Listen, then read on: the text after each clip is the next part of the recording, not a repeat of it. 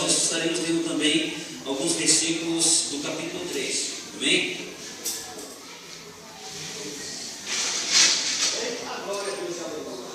Colossenses capítulo 2, do verso 20 em diante até o final.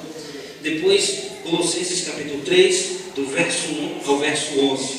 Amém? Vou fazer um sentido completo aí para a porção que eu quero expor essa noite. Diz assim então o texto: se morrestes com Cristo para os rudimentos do mundo, porque como se vivesseis no mundo, vos sujeitais a ordenanças. Não manuseis isto, não proves aquilo, não toques aquilo outro, segundo os preceitos e doutrinas dos homens. Pois que todas estas coisas, com o uso, se destroem.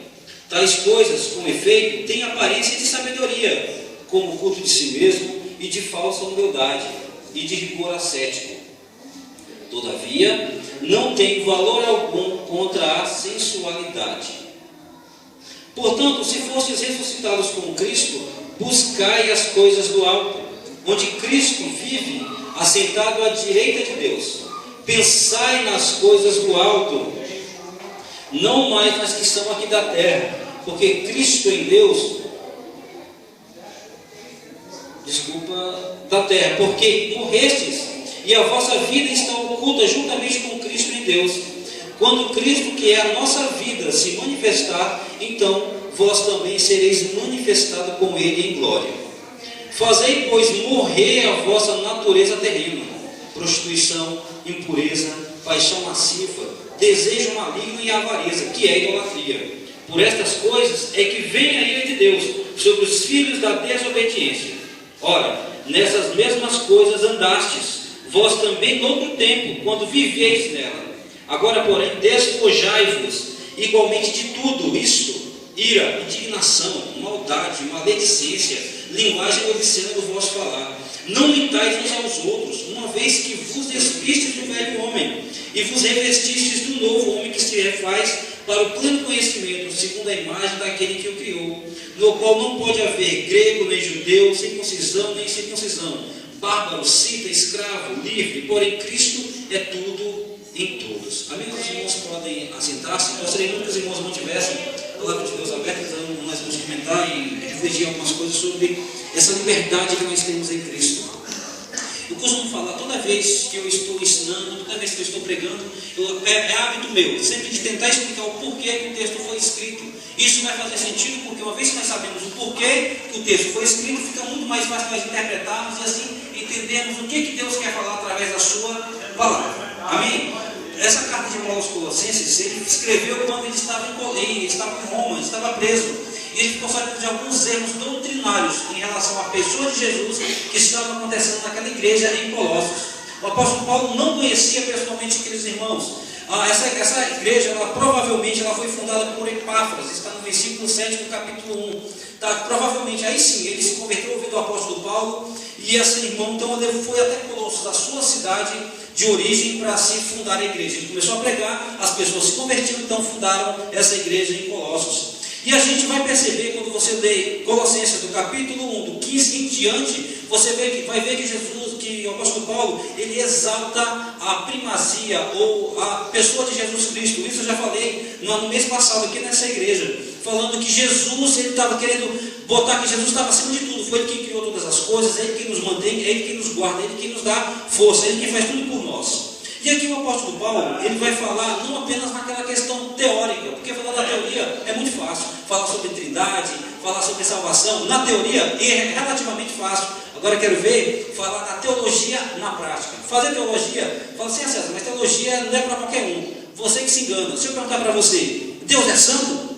Você vai me responder o quê? Sim. Ele é santo, mas por que ele é santo? Como é que você sabe que ele é santo? Por quê? Qual é a sua base de dizer que Deus é santo? A Bíblia. Por conta disso aqui também, ó. Porque está escrito na palavra de Deus que Deus, ele é santo. Então tudo aquilo que você crê, tudo aquilo que você acredita deve ter pautado em alguma coisa. Tem que estar pautado na palavra de Deus. Então você ser teórico em alguma coisa é muito simples. Você olha, eu acredito que Jesus é Deus. Tá, mas por que você acredita que Jesus é Deus? Porque segundo a palavra de Deus diz que ele estava no princípio com Deus, tá? Que ele criou todas as coisas foram feitas por ele, sem ele nada foi foi feito se fez. E você vai ver alguns textos bíblicos que declaram exatamente isso, que Jesus, mesmo sendo plenamente homem, 100% homem, ele também é 100% Deus. César, mas na prática, isso como é que funciona? Na prática, o que isso vai fazer diferença na minha vida? A questão não é você conhecer teoricamente a palavra de Deus, é você viver a palavra de Deus na prática. Que diferença faz se eu creio em Jesus ou não? Que diferença faz se eu sei que é igreja ou não? Que diferença faz se eu sei o que é salvação ou não? Irmãos, com toda certeza eu falo, faz muita diferença. Absolutamente sim, faz muita diferença. Se não fizesse diferença, o apóstolo Paulo não teria escrito essa carta de Colossenses, aos Colossenses, querendo corrigir alguns erros que estavam dentro daquela igreja. Aqui o apóstolo Paulo, então, ele deixa de falar um pouquinho sobre teoria, porque naquela igreja muitas pessoas queriam ajudar Deus. Era mais ou menos o seguinte, olha, se você ler também Gálatas, você vai ver um paralelo interessante. É mais ou menos o seguinte, olha, você, para ser salvo, você tem que crer em Jesus. Ou seja, você tem que entender que você é pecador e que você merece de um Salvador. Esse Salvador é Jesus Cristo, que se fez homem, morreu numa cruz para pagar os meus e os seus pecados. Tudo bem, então isso daí está certo. Porém, eles queriam acrescentar alguma coisa a mais. Beleza, você acredita? Porém, você tem que, além disso, tem que se circuncidar. Você, homem, vai ter que se circuncidar, vai ter que cortar o prepúcio do seu pênis. Para aí sim, você ser de fato salvo. O apóstolo Paulo então escreve para falar assim, nada disso, nós não precisamos cumprir a lei, cumprir o voto, que era a circuncisão, para ser salvo, porque para ser salvos devemos apenas crer que Jesus morreu em meu lugar para me salvar. Era esse o ensino do apóstolo Paulo. Então o apóstolo Paulo ele começa falando, o versículo 20 que eu li, se morrestes com Cristo para os rudimentos do mundo. Por que é que ele está falando isso? Porque se você ver do versículo 16 até o versículo 19, ele está falando sobre algumas coisas que estavam acontecendo dentro daquela igreja.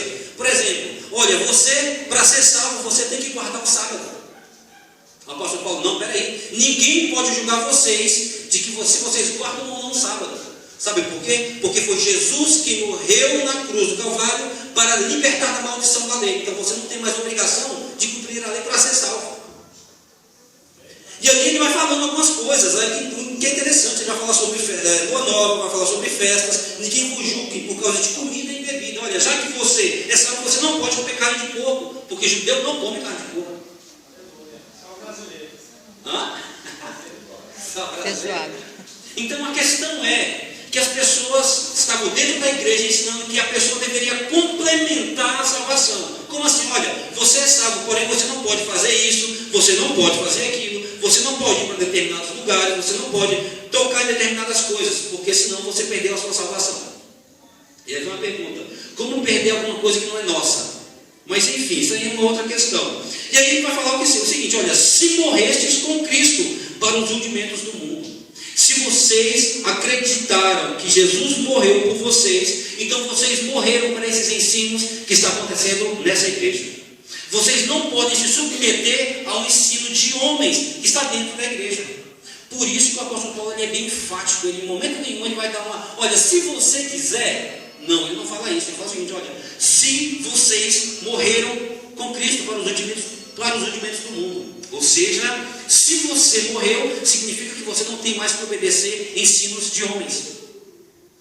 Você não pode, em momento nenhum, obedecer mandamentos de homens, sendo que Deus já nos libertou de determinadas coisas. E aí o texto continua. Porque como se vivesseis no mundo, vos sujeitais a ordenanças, regras constituídas por homens para ajudar aquelas pessoas a alcançarem a salvação, a alcançarem a santidade plena. E ele vai falar, olha, não manuseis isso, olha, isso aqui você não pode mexer. Você não pode tocar nisso daí, você não pode ter determinadas coisas. Exemplo, um irmão meu, irmão em Cristo, da minha família, ele falou que lá na igreja, determinada região no país, lá as mulheres de lá, elas não usavam saia. Só usavam vestido. Blusa e saia tem que ser vestido. Hã? Blusa e saia tem que ser vestido. Tem que ser vestido, não pode usar saia. Tem que ser vestido, não pode ser blusa e saia não. Não pode. Não pode. Tem a explicação dele lá. Outra coisa que eles não usam, aliança. César, mas cadê sua aliança? A minha está apertada, por isso que eu tirei. Minha esposa está aqui, ela sabe do que eu estou falando. Você não pode fazer isso. E detalhe, as mulheres de lá, elas não podem, por exemplo, usar uma presilha que é feita com piranha. Piranha, né? piranha no cabelo, porque ela teve uma visão, e a visão está dizendo que aquele negócio lá foi consagrado ao diabo, enfim, a mulher não vai usar aquilo. E naquela igreja não usa. Absolutamente não usa. Aí me vem a questão: que liberdade é essa? Que nós somos livres do pecado, nós somos pequenos, nós somos imposto sobre nós regras humanas. Você não pode tocar nisso, você não pode usar aquilo outro. Irmãos, aí vem a pergunta: qual mal tem eu usar uma aliança? Que mal tem você usar uma presilha no cabelo? As mulheres que têm cabelo, eu já não tenho mais cabelo. Relógio, nem relógio pode usar. Sabe o que é isso? São regras humanas. É mais ou menos o seguinte: olha, Deus, para ajudar o Senhor a agir em nossa vida, para ajudar, eu vou fazer isso daqui, porque o meu entendimento é esse. E aí ele vai continuar: não toques naquilo outro segundo os preceitos e doutrinas dos homens, pois todas essas coisas com uso se destroem. O apóstolo Paulo em momento nenhum falou o seguinte: olha, para de usar de forma nenhuma. Ele só falou o seguinte: olha, isso aí, irmãos, com o tempo vai sendo escasso. E ainda mais, no versículo 23 ele diz assim, ó: tais coisas com efeito têm aparência de sabedoria, como o culto de si mesmo. Sabe o que quer dizer isso? Geralmente nesses lugares, essas pessoas que não fazem essas coisas se julgam melhor do que as outras. Ele ainda fala o seguinte: olha, você mais ou menos o seguinte: eu sou melhor do que você porque eu faço isso que você não faz. É mais ou menos isso. Irmãos, na casa de Deus não existe melhor ou pior, não existe maior ou menor. Todos nós somos de Deus em Cristo. Você pregando ou não, você cantando ou não, fazendo alguma coisa ou não, você é de Deus. Ninguém é melhor do que você. Eu não sou melhor do que você porque eu prego, porque eu ensino. Eu não sou melhor do que você porque eu sei tocar. Eu não sou melhor do que você porque eu sei cantar. Não, nada disso. E aqui ele ainda vai continuar falando o seguinte: olha, como culto de si mesmo e de falsa humildade e de rigor ascético. O que é rigor ascético? Existe uma filosofia antiga que ainda tem em alguns ambientes hoje, que as pessoas eles entendiam que tudo que é matéria é mal. Como assim, César? O que é matéria? Matéria é tudo aquilo que ocupa lugar no espaço. Então, a cadeira é uma matéria, então é ruim. O microfone é ruim. A comida que nós comemos, por mais gostosa e deliciosa que seja, é ruim. Então, já que é ruim, não vai trazer nada de bom para a nossa vida espiritual, eu não vou comer. Eu vou abrir mão de tudo, vou me alimentar a pão e água. E aí o apóstolo Paulo vai falar o seguinte: todavia, não tem valor algum contra a sensualidade. Irmãos, tem coisas que nós fazemos que pode até melhorar a minha pessoa fisicamente, mas espiritualmente não. Espiritualmente não. O que nós devemos fazer então, César? Já que você falou que naquela igreja tinha esses erros, o apóstolo Paulo quis defender. E aí o apóstolo Paulo agora sim, eu estava explicando por que o apóstolo Paulo escreveu, e agora ele vai falar no versículo 1 do capítulo 3. Confiram por gentileza. Diz assim: portanto, se fostes ressuscitados juntamente com Cristo. O que é ressuscitados? O que é o ressuscitado? Alguém que estava morto e ele voltou a ter vida. Isso é o ressuscitado. Ou seja, aí o apóstolo Paulo vai falar: portanto, se vocês ressuscitaram juntamente com Cristo, buscai as coisas lá do alto. Irmãos, aqui o apóstolo Paulo ele quer traçar, na verdade, aquela pessoa que de fato segue a Deus verdadeiramente segundo a sua palavra, e aquelas pessoas que aparentemente seguem a Jesus segundo regras e doutrinas de homens. Aqui o apóstolo Paulo é bem claro: olha, se você nasceu de novo, se você nasceu de Deus, vocês agora vão buscar as coisas que são do alto, buscar as coisas que são de Deus. Irmãos, e aí ele vai falar, vou continuar o seguinte: olha, onde Cristo vive, assentado à direita de Deus. E aí mais uma vez ele fala: pensai nas coisas lá do alto. O apóstolo Paulo não está falando o seguinte: olha, se vocês quiserem, vocês podem buscar. Se vocês quiserem, não é obrigação de vocês não. Não, ele está em um imperativo, é uma ordem: buscai as coisas que são lá do alto. É obrigação minha como cristão, como discípulo de Jesus, buscar as coisas do alto, buscar as coisas de Deus, orando, jejuando, lendo a sua palavra.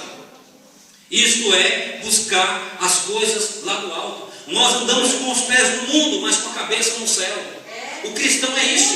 Ele pisa aqui nesse mundo cheio de pecado, muitas vezes ele tropeça, cai, peca, mas a cabeça dele está lá no altar. Um dia Jesus vai voltar. Um dia ele vai voltar e vai me tirar desse mundo mal aqui. desse mundo tenebroso, ele vai me tirar daqui. O cristão, ele vive com a mente em Deus. Ele pensa nas coisas do alto. E aí, versículo 2: pensando nas coisas lá do alto, não mais nas que estão aqui na terra. Sabe, então quer dizer que a gente não precisa pensar mais em trabalho, não precisa mais estudar, não é isso que o apóstolo Paulo está falando. O apóstolo Paulo está falando que a nossa prioridade é que mesmo estando aqui, nós devemos encher a nossa mente com coisas de Deus. Com coisas de Deus. De vez em quando eu vejo alguém falar o seguinte, vou entrar até num ponto polêmico aqui. De vez em quando eu vejo alguém falar assim, não, o diabo colocou uns pensamentos ruins na minha cabeça. E aí eu vou te fazer uma pergunta, vou te confrontar agora. É o diabo que coloca essas coisas na sua cabeça? É o diabo que fala assim, olha, opa, eu vou jogar, ó. Pum! Aí você pensa, eita, o diabo, eita, Senhor, tira esses pensamentos do diabo da minha cabeça. O que a Bíblia ensina sobre isso? Tiago, ele falou que o pecado ele vem de uma cobiça própria. O homem deseja, ele alimenta aquilo, e aí ele faz aquilo. Geralmente quando a gente fala o seguinte, não é o diabo que coloca as coisas na nossa cabeça, é porque a gente está querendo se safar da nossa responsabilidade. Por quê? Porque se pensarmos que tudo que vem à nossa cabeça é o diabo quem coloca, opa, ó senhor, é o seguinte, eu pensei, mas é o seguinte, não tem jeito, o diabo que colocou na minha cabeça, eu não tenho culpa. Eu não tenho culpa. Não, pelo contrário. Agora entra a questão, se você enche a sua cabeça de coisas de Deus, da palavra de Deus, de pregação, de louvor bíblico, o que vai encher a sua cabeça? Irmãos, pensamentos maus vêm da nossa malignidade. Não pense você que nós somos bons, nós somos miseráveis, nós somos pecadores, nós somos ruins. Por isso que nós pensamos coisas ruins. Quer ver? Exemplo, se alguém chegar para você e é engraçado, alguém fala mal de você, qual é a sua primeira intenção? Quando alguém fala mal de você, qual é a primeira intenção? Devolver na mesma moeda, ou pior. Ah, feio é você que não toma banho, e é por aí vai. Por quê? Porque isso é de nós. Então, pensar coisas ruins, eu concordo plenamente que o diabo pode colocar pratos na nossa frente e nós vamos alimentar algo que é meu, que é seu. Nós vamos alimentar. Nós vamos alimentar. Diabo, sabendo que nós somos fracos, exemplo, homem. Quer ver exemplo? Homem geralmente, homem, ele olha para mulheres. Tudo bem? Homens? Homem que é homem, né? Macho? Homem que é homem. Isso, macho. Então, o diabo, sabendo que o homem tem queda para mulheres, o que ele vai fazer? Ele vai colocar um travesti na frente do homem, não vai? Por que ele não vai fazer isso? Por quê? Porque aquilo não vai chamar a atenção dele, irmãos. Não vai chamar a atenção dele. Mulher é a mesma coisa. A mulher olha para o final, sei que está valoroso, Senhor, da glória. Vai colocar um homem feio para dar em cima da irmã. Hã?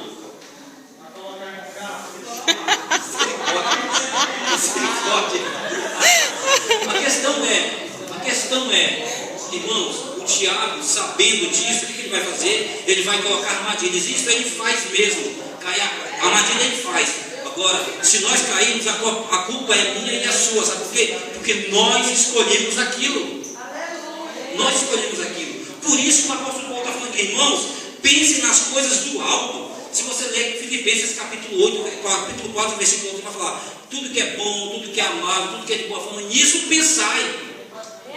Porque a nossa mente, tem um livro interessante, eu não concordo muito com os ensinos dela não, mas a Joyce Meyer, ela escreveu um livro que é interessante. Ela falou o seguinte, que campo da batalha da mente. Campo da batalha da mente. Se você enche a sua mente de coisas ruins, qual a sua tendência? Fazer coisas ruins.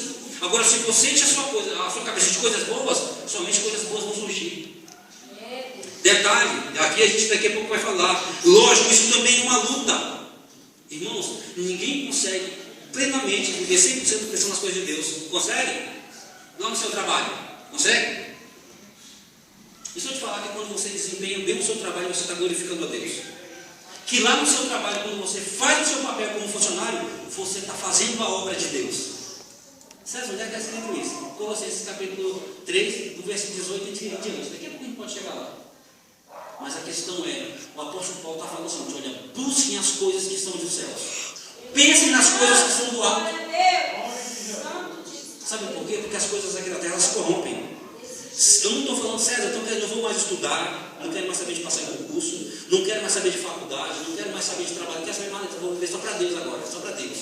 Aí o apóstolo Paulo, em 1 Tessalonicenses, fala assim: olha, aquele que não trabalha, não coma. Né? Quem não trabalha, não coma. Né? Então, quer comer? Vai trabalhar. O trabalho dá dignidade ao homem. Isso que a palavra de Deus ensina. Então, aqui ele vai falar: porque morrestes com a vossa vida, porque morrestes, e a vossa vida está oculta juntamente com Cristo em Deus. Ou seja, aqui ele está falando o seguinte: se vocês morreram, se vocês ressuscitaram, vocês devem fazer o que então? Pensar nas coisas do alto. Vocês devem buscar as coisas do alto. E aí entra a questão, aí é um reflexo. Se você diz que nasceu de novo, se você diz que ressuscitou com Cristo, você deve fazer pelo menos duas coisas. Primeiro, buscar as coisas de Deus. Segundo, pensar nas coisas de Deus. O que está na sua mente? O que está na minha mente? O que tem na minha mente e na sua mente? Deus, Ele conhece tudo isso. Versículo 5 diz assim: fazei, pois, morrer a vossa natureza terrena.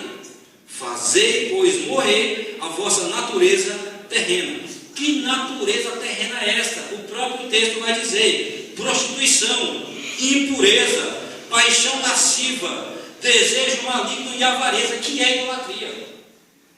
Irmãos, eu sempre falo isso, ninguém consegue me convencer do contrário. Uma pessoa que diz que nasceu de novo, uma pessoa que diz que ressuscitou com Cristo, que morreu para as coisas do mundo, mas só vive no pecado.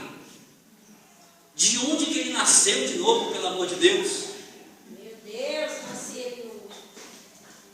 A pessoa que nasce de novo, ela nasce de Deus. O Espírito Santo passa a habitar na vida dela. A pregação agora faz sentido. A palavra de Deus é prazerosa para ela.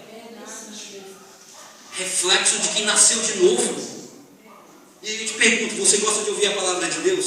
Você ama a palavra de Deus? Você estuda a palavra de Deus? Não estou falando de ler, não. Não estou falando de ler, não. Estou falando de estudar a palavra de Deus.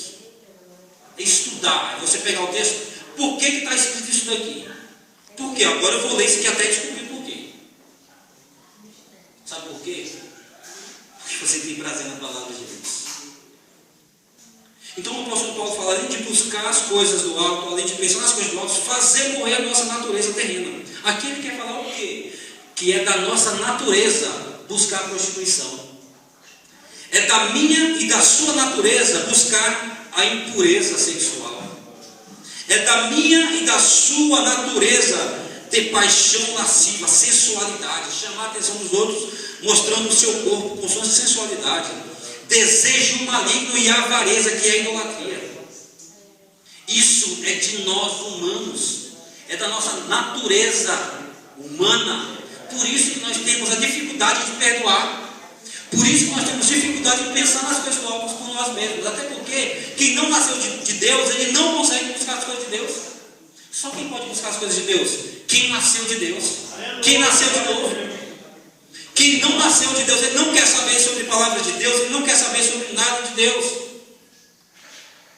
E aí ele vai falar, versículo 6: por estas coisas é que vem a ira de Deus sobre os filhos da desobediência. O apóstolo Paulo vai repetir isso também em Efésios capítulo 2.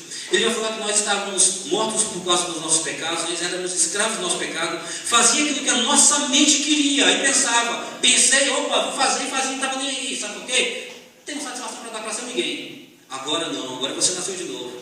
Você agora reconhece que um dia você vai prestar contas. Um dia diante de Deus, ele vai falar assim: Senhor, eu estou aqui, e agora? O que eu vou fazer? E aí um dia a Bíblia diz que vai acontecer o seguinte: um dia você vai estar diante de Deus e vão abrir os livros. Vão abrir os livros. Vai chegar o Senhor César, no dia 29 de abril de 1979 você nasceu. E no dia 13 de maio de 1885 você fez isso. Tal hora, tal local, você fez isso. Não, senhor, não fui eu, não foi não, peraí. Abre o telão e te mostra o que você fez. Aí eu quero ver. Ali não vai ter como você fugir, não. Ali o negócio vai estreitar, o negócio vai ser legal. Vai ser muito legal, vai ser muito bom. Então o apóstolo Paulo está falando o seguinte: olha, Os filhos da desobediência que faz tais coisas. Prostituição. Irmãos, prostituição é todo ato sexual entre solteiros. Isso é chamado de prostituição. Do grego chamado porneia, que vem a palavra pornografia, pornográfico. Tá? Então, tudo aquilo que está relacionado a relações sexuais ilícitas, seja adultério entre casados, com pessoas fora do casamento, e solteiras, prostituição. Tudo isso para Deus é pecado, é grave, é afronta. Tudo que nós cometemos afronta diretamente a santidade de Deus. Tudo aquilo que nós desejamos, desejo maligno, desejar uma coisa, eu quero que aquele miserável morra. Pecado diante de Deus. Pecado, pecado. Sabe por quê? Porque você está desejando o mal de alguém que é a imagem de Deus.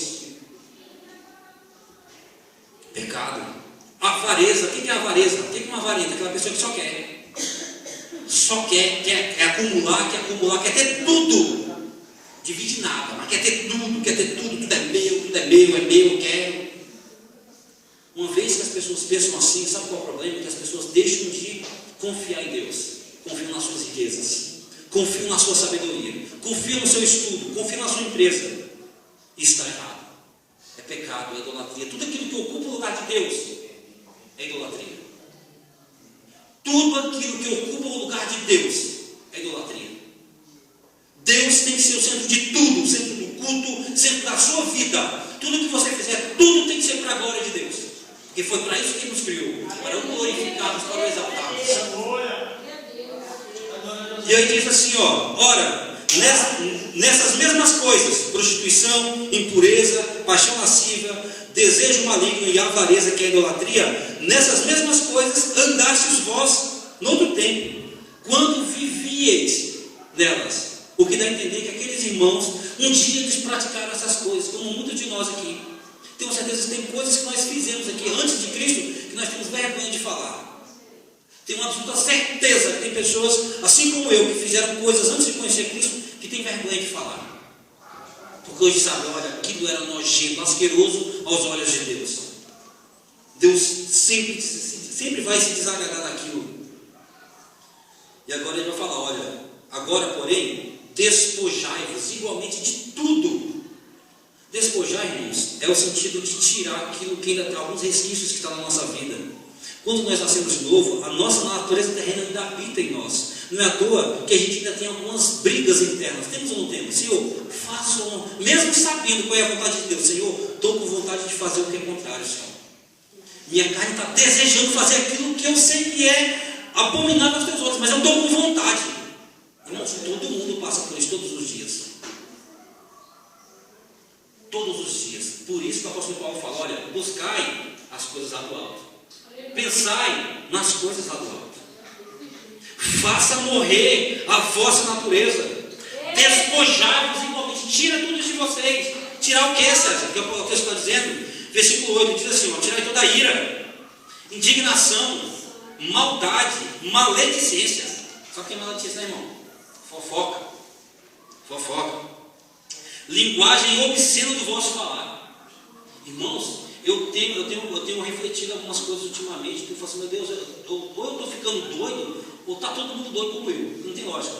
Eu converso com o irmão lá, o irmão em Cristo lá no meu trabalho, que a gente passa horas e horas conversando, e eu fico, Gladson, eu estou com um problema. Eu estou percebendo que o povo de Deus está perdendo a sua identidade. Tem se misturado demais. Se antigamente falasse, olha, eu sou crente, quando eu falava sou crente, todo mundo já sabia, olha, esse cara é um caretão, não faz nada. Já sabia o que era, é crente, acabou. Já tinha uma definição, é o caretão.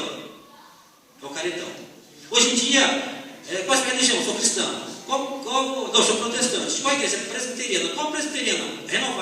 Renovada pentecostal, renovada o quê? Renovada o quê? Nós perdemos a identidade. Parece que as nossas atitudes são as mesmas das pessoas lá de fora. Eu estava ouvindo um pastor falando sobre alguns dados que é alarmantes e tristes, infelizmente tristes. Por exemplo, no nosso meio acontece o mesmo número de divórcios que acontece lá fora. Dentro da igreja, não estou falando de fora não. Não estou falando de pessoa que não está nem aí para nada não. Estou falando de pessoas que conhecem a palavra de Deus, que sabem que Divórcio é abominável aos olhos de Deus, mas a mesma quantidade de divórcios que tem na casa de Deus tem lá fora. Os nossos jovens têm tido relações sexuais da mesma maneira que os jovens lá fora. E aí eu pergunto, quem tem que buscar as coisas do alto? Que diferença nós estamos fazendo? A quem nós representamos? O apóstolo Paulo vai falar que nós somos embaixadores de Cristo. Nós representamos Deus nessa terra. Quer conhecer a verdade de Deus? É pela igreja. É por mim e por você. E aí entra a questão. Que diferença estamos fazendo? Que diferença? O apóstolo Paulo, quando ele escreveu as suas cartas, irmãos, ele estava lutando exatamente contra isso. Era exatamente contra isso. Olha, se vocês morreram para os rudimentos do mundo, se vocês ressuscitaram com Cristo, agora vocês devem buscar as coisas que são lá do alto, devem pensar nas coisas que são lá do alto, vocês devem fazer morrer a vossa natureza terrena e vocês devem se despojar dessas coisas. Senão, que diferença faz, irmão? Eu fui para a igreja todo domingo à noite, trago minha Bíblia, de segunda a sábado, eu sou aquele cara que bota para quebrar, está nem aí, como se Deus não existisse. Eu vi uma mensagem esses dias do pastor da Igreja Batista, Ed Renekiewicz, na internet. Ele falou sobre cristianismo abstrato. Sabe o que é algo abstrato? Algo que não tem forma, algo que você não consegue diferenciar. E ele vai falar sobre cristãos abstratos, pessoas que dizem que acreditam em Deus, mas vivem como se não acreditassem em Deus. Como é que eu digo que acredito em Deus? A minha vida, a minha maneira, a minha conduta é como se eu não conhecesse a Deus, fazendo o que eu quero, do jeito que eu quero, quando eu quero, porque eu não tenho satisfação a dar a seu ninguém. O apóstolo Paulo também está tratando disso daqui. Ele continua, linguagem obscena. Você vai conversar com cristãos, você fica horrorizado. O que as pessoas conversam? Quando os cristãos se reúnem, qual é o assunto? Eu não estou falando que você também deve ser um alienado. Quer dizer que eu não posso falar de futebol, não posso falar de filme, não posso falar de... Não estou falando isso. Mas qual é a sua prioridade? Irmãos, lá no trabalho eu falo sobre o que você pensar, eu falo com o pessoal do meu trabalho. O que você pensar? Futebol, a gente fala.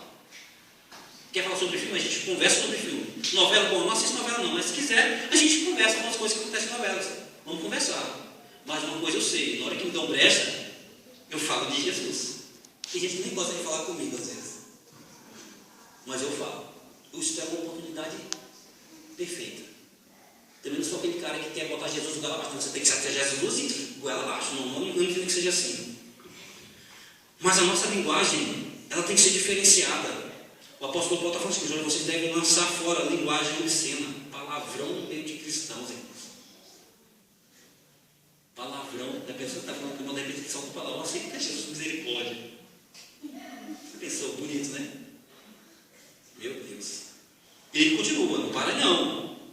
Não mintais uns aos outros, uma vez que despistes do velho homem com seus feitos, e vos revestistes do novo homem, que se refaz para o pleno conhecimento, segundo a imagem daquele que o criou, no qual não pode haver grego, nem judeu, circuncisão, nem circuncisão, bárbaro, cita, escravo, livre, porém Cristo é tudo em todos. O apóstolo Paulo está falando o seguinte: se você realmente nasceu de Deus, você não pode mais, isso, César, quer dizer que a gente não pode fazer lá, falar nem de vez em quando? Não, o ideal de Deus é que você não fale absolutamente nada. Concordo plenamente, tem um momento que a gente ira, concordo plenamente, e na hora que a gente está irado, a gente fala cada besteira, minha esposa que eu diga, nós ficamos indignados, nós pensamos maldade. Eu estou falando de mim, tá? Mas pense em você nesse momento. Eu também penso maldade, irmãos. Penso. Fico, meu Deus, tem misericórdia da minha pobre e miserável alma. Às vezes eu fico envergonhado do que eu penso. Senhor, tem misericórdia, Senhor. Me ajuda a não pensar nessas coisas. Me ajuda. Ah, tá rindo, porque você também pensa a mesma coisa, né? Eu sei como é que é. Uma maledicência, irmãos. De vez em quando a gente fala cada coisa. Eu falei pra minha... Teve um dia que chega e disse: olha, hoje eu estou demais, deixa eu falar mais para você. E falei, mas só para ela também. Mas entra a questão: qual é o ideal de Deus para mim e para você?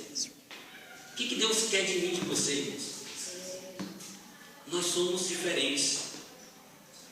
Deus te chamou com um propósito de revelar em você, a glória dele. Ele quer, através de você, levar a verdade dele para esse mundo que está caído. Esse mundo que já está condenado, não é que vai ser condenado, não, que já está condenado. É o que Deus quer de mim e de você. Sabe por quê? Porque nós nos despimos do velho homem com seus feitos. Irmãos, é interessante, é que Deus ele tem maneiras diferenciadas de trabalhar. Já perceberam isso? Tem pessoas que se convertem, ele muda radicalmente da noite para o dia. Tem pessoas que demoram mais, e eu concordo plenamente. Que Deus tem maneiras diferenciadas de trabalhar com pessoas. Isso é fato. E o que é interessante, se Deus tem uma maneira diferenciada de trabalhar comigo, eu não posso impor que a maneira que Deus trabalhou comigo tem que ser a mesma maneira que Deus trabalhou na vida do meu irmão, da minha irmã que se converteu agora. Absolutamente não, porque Deus tem o seu tempo certo para agir, para trabalhar. Eu gosto muito de contar do meu testemunho, não dos outros, mas do meu. Eu lembro que quando eu me converti, foi na sexta-feira, minha tia falou assim: César, vamos para a igreja?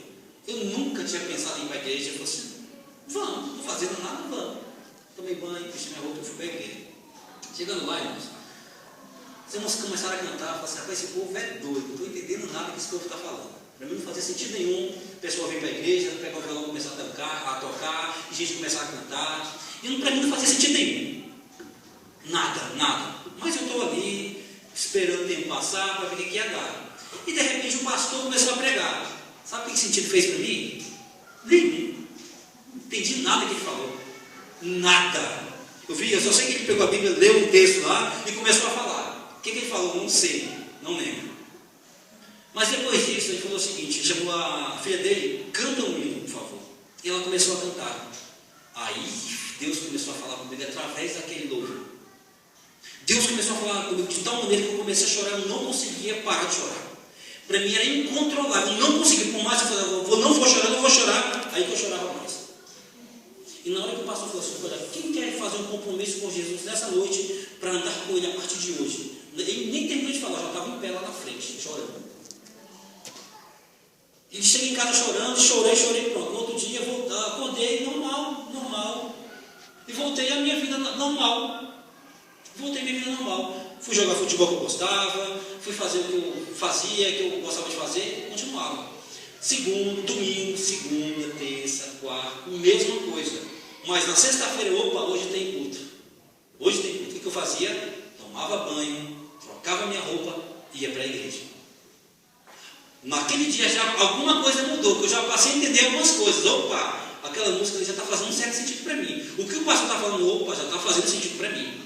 E aquilo começou a me mudar. E de repente minha irmã falou assim: César, eu tenho uma Bíblia lá em casa, ela está com uma capa assim meio rasgada. Você quer ela para você? Eu quero. Na hora que eu peguei a Bíblia, colei ela toda lá e passei. E todo dia que eu ia trabalhar, eu lia lendo a Bíblia para o trabalho.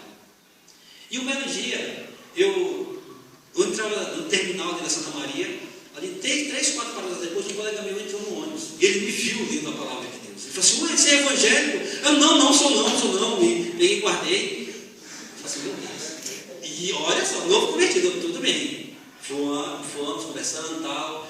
Beleza. Sexta-feira, o que tinha? Tinha culto. Vou pro culto. E começou a mudar alguma coisa em mim. Deus foi colocando um desejo tão grande para que eu lesse a palavra de Deus. Depois daquele dia para cá, nunca mais parei. 13 anos que isso aconteceu. Sabe por quê? Quem faz a obra é Deus, irmãos. Não adianta eu forçar você a seguir o meu ritmo. Não adianta. Porque Deus tem maneiras de trabalhar. Quando o apóstolo Paulo estava preso quando ele escreveu essa carta aqui. Ele não pediu: olha, eu quero que vocês orem comigo porque eu estou detonado aqui, estou ruim pra caramba, porque eu estou sem me alimentar direito, porque eles não dão comida. Não. Ele estava pensando na vida daqueles irmãos. Ele queria corrigir o erro daqueles irmãos. É mais ou menos o seguinte: você quer saber qual é a vontade de Deus? Aqui, só você ler. Só você ler a palavra de Deus. Quando você não lê, você fica: meu Deus, e agora o que eu vou fazer? O que eu vou fazer? Aí vai atrás de um irmão, porque é profecia. Acredito que Deus fala. Acredito. não corro atrás, porque eu entendo que quando Deus quer falar, Ele fala com você. Quer que Deus fale? Está aqui, ó. Está vendo esse livro preto, azul, vivo, na sua mão? É só você ler ele. Coma ele, mastigue ele todos os dias. Leia por capítulo, leia um capítulo por dia. Você consegue fazer isso em menos de 10 minutos. Se entregue à palavra de Deus. Busque as coisas que são do alto. Pense nas coisas que são do alto. Faça morrer a sua natureza. Isso não é fácil, irmãos. Às vezes, quando você está indignado, você quer falar, você quer falar. E quando você fala, você se arrepende. Se arrepende. A melhor coisa que tem, irmãos, é você se entregar de fato a Deus. Senhor, eu não sei como agir, mas me ajuda a agir. Me ajuda, me dá a direção. Eu quero que o Senhor me ensine a cada dia. Eu quero que o Senhor me mostre o que eu tenho e o que eu não tenho que fazer. Mas, por favor, Senhor, me ajuda. Não foi assim que Jesus nos ensinou? Na sua oração do Pai Nosso, como é que é a oração do Pai Nosso? Pai Nosso que sai do céu. Calma, irmão, ela pode, não reza não, pode estar na Bíblia, tá? Você já foi?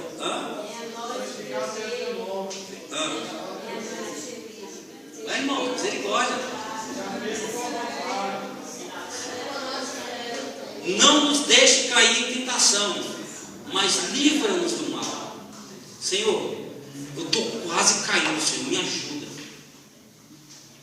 Me ajuda a não fazer isso. Eu não quero desonrar o teu nome. Não quero ser motivo de zombaria ao teu nome. Irmãos, isso é luta, sabe por quê? Porque você tem que lutar contra você mesmo. Às vezes ela está falando com a cara, eu quero fazer, eu quero porque eu quero. Porque eu tenho prazer naquilo. Mas não é a vontade de Deus para você, irmãos. E nessa hora que nós devemos entregar, Senhor, me ajuda. Está difícil nessa peleja, me ajuda, Senhor. Quero que o Senhor me ajude. Porque eu tenho certeza, no momento em que você busca Deus, Ele se faz encontrar. No momento em que você busca Deus com toda a sinceridade, Senhor, eu estou quase caindo, me ajuda. Deus, Ele vai ao teu encontro. Ele não vai te desamparar. Ele não vai virar as costas para você. Ele não vai tampar os seus ouvidos. Ele não vai encolher a sua mão, mas pelo contrário, Ele vai estender as suas mãos para você. Ele vai olhar por você. Ele vai ouvir a tua voz. Ele vai te amparar. A vontade de Deus é que nós sejamos diferentes desse mundo. Deus quer que você faça a diferença. Deus quer que você pense diferente. Deus quer que você busque algo diferente. Se você busca alguma coisa que é para a glória de Deus, beleza, continue, prossiga. Se Deus for glorificado, faça. Agora, se você fizer alguma coisa que não glorifica a Deus, não faça. Vire as costas, saia correndo. Perca a capa, mas não perca o seu compromisso com Deus. Assim como fez José. José é aquela história, já estou terminando, irmãos. Para mim, uma das mais belas histórias da Bíblia. Toda vez que eu leio, eu me comovo bastante. Quando José estava na casa de Potifar, e a esposa de Potifar falou assim: José, eu quero que você deixe comigo. Era obrigação do escravo fazer aquilo. Porque o escravo, ele não faz o que ele quer, ele faz o que o seu senhor manda. Quem que mandava nele, humanamente falando? A mulher de Potifar.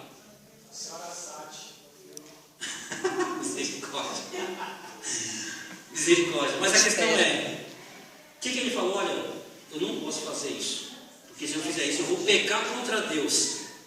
Eu vou pecar contra Deus.